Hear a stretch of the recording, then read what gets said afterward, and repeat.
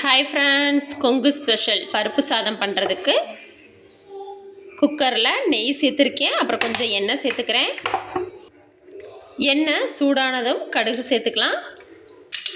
கடுகு வெடித்ததும் ஜீரகம் சேர்த்துடலாம். அடுத்து கொஞ்சமாக சோம்பு சேர்த்துடலாம். அடுத்து கருவேப்பிலை சேர்த்துக்கிறேன். அடுத்து வெங்காயம், சின்ன வெங்காயம், அப்புறம் ஒரு 10 பல்லு பூண்டு சேர்த்துடலாம். சேர்த்துட்டு நல்லா கலந்து விடுங்க.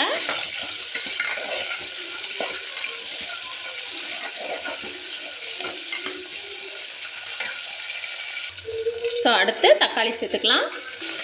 தக்காளி சேர்த்துட்டு நல்லா கலந்து விடுங்க. உப்பு சேர்த்துக்கலாம், சீக்கிரம் வதங்கி வரும்.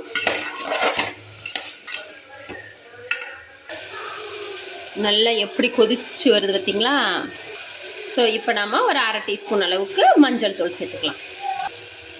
அடுத்து ஒரு 1/2 டீஸ்பூன் அளவுக்கு சாம்பார் மசாலா போட்டு நல்லா கிளறி விடுங்க.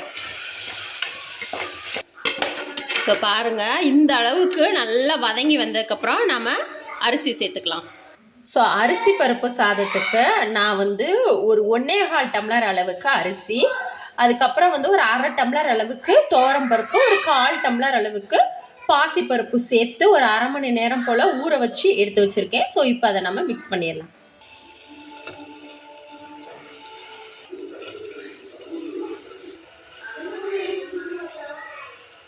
அரிசி சேர்த்துட்டு நல்லா மிக்ஸ் பண்ணி விடுங்க. அடுத்து நம்ம தண்ணி சேர்த்துக்கலாம். ஸோ நல்லா மிக்ஸ் பண்ணியாச்சு. அடுத்து நம்ம தண்ணி சேர்க்க போகிறோம்.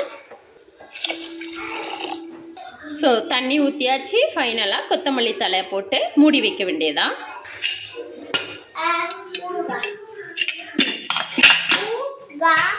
ஸோ பாருங்கள், சாப்பாடு சூப்பராக ரெடி ஆயிடுச்சு.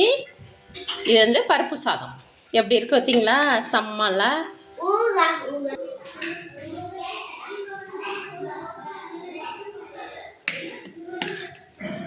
ஸோ அடுத்து சைடிஷ்க்கு பார்த்தீங்களா, உருளைக்கிழங்கு.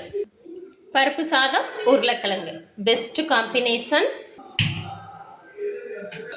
ஸோ பாருங்கள், பருப்பு சாதம், காலையில் வச்ச கருவாட்டு குழம்பு, உருளைக்கிழங்கு, அது டியூனா தொக்கு.